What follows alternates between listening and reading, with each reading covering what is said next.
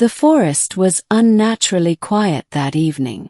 Owen Barrett, a wilderness survivalist and loner by necessity, was halfway through his daily patrol near the edge of Raven Ridge when something strange caught his attention, a flicker of silver and blue glinting between the trees. At first he thought it was a down drone. Unusual but not unexplainable. People often underestimated the terrain, especially those with expensive tech and little common sense. But as he approached, pushing back the thick underbrush, he realized it wasn't a drone at all. It was a girl. No, something like a girl. Curled against a fallen tree was a figure with shimmering lavender skin, long hair like spun mercury, and delicate limbs that trembled with each shallow breath. Her body was gaunt, as if she'd been starving for days, and faint bioluminescent pulses ran down the veins of her arms and neck like fading starlight. "Hey!" Owen called softly, lowering his rifle and crouching near her. "Are you hurt?" Her eyes fluttered open, wide, almond-shaped, and glowing faintly violet. She blinked at him with visible effort and whispered something unintelligible. He pulled his pack off, grabbing his water flask and holding it to her lips. She drank greedily, her hands weakly grasping his wrist. He rummaged for an energy bar and broke off a piece, offering it to her. She ate slowly at first, then with desperate speed. "You're not from around here," he muttered, his mind catching up to the reality in front of him. She looked up at him again, then managed a single word. "Oura." Owen blinked. "Is that your name?" She nodded. He knew this was a moment that would have sent most people running.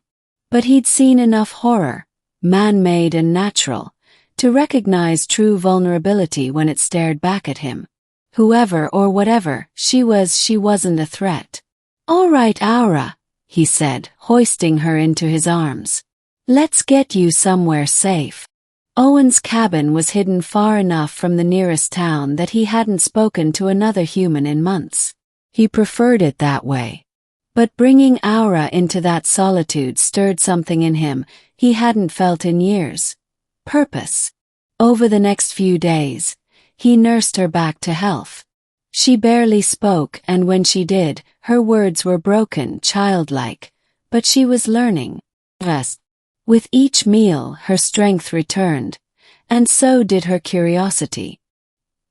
He caught her one night, staring up through the skylight at the stars with tears streaming down her cheeks.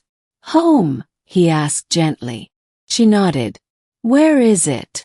She raised her hand toward a cluster of stars, forming a shape with her fingers. "Lycerin sector. Too far. Ship gone." Her voice broke, and she covered her face. Owen sat beside her, unsure how to comfort a homesick alien. "You're safe here, Oura. I promise." She looked at him, then truly looked at him. "You saved me." He nodded. She reached out, touching his chest. "Now we are bonded." Weeks passed. Oura became more fluent in English, absorbing knowledge from his old books and whatever limited internet Owen had managed to set up through satellite. Her abilities slowly revealed themselves. She could heal small wounds with a touch, sense emotional changes like a radar, and even manipulate light in limited ways. One evening, while Owen was chopping wood, she stood watching him, arms folded, an odd expression on her face. "You strong, gentle, like mates of my people," she said. He chuckled. "Mates? Yes, life partners. We choose one. Forever." He wiped sweat from his brow. "Sounds intense." She stepped closer. "You saved me, fed me, held me when I cried. That means something, Owen." He looked down at her, heart pounding. "Oura, I want to start a family," she said plainly. The air between them stilled.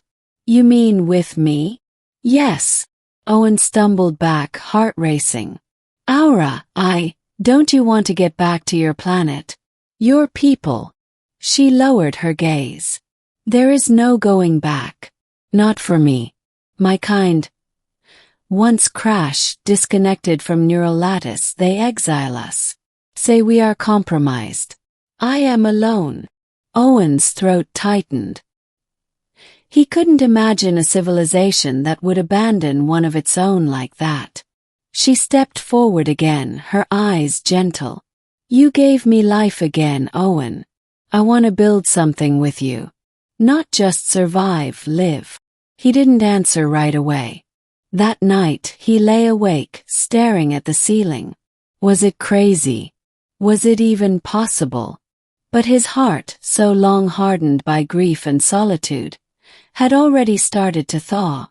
By spring, Oura had created a garden with startling speed and precision, using her light manipulation to accelerate growth.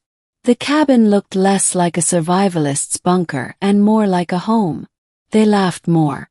Talked about the stars. She taught him fragments of her language. He taught her to fish.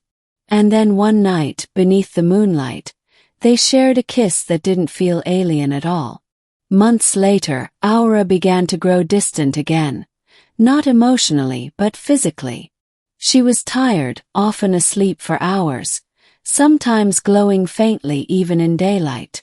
He worried. She reassured him. It's life, she whispered one night. Growing inside. Owen froze. You're pregnant. She smiled. Your seed and mine, compatible. He blinked stunned. But how do you know it's safe? My body would reject if not safe. Our child is hybrid. Strong. Owen's head spun. He wasn't even sure how this was scientifically possible, but he also wasn't sure he cared. The idea of having a family, a real family, was something he'd given up on long ago. Now here it was. Miraculous. Strange. Beautiful. As the months passed, her condition became more fragile, her glow brighter. She told him the baby would be born not in the usual way, but through an energy-based cocooning process that would draw from her life force. It may weaken me too much, she admitted one evening.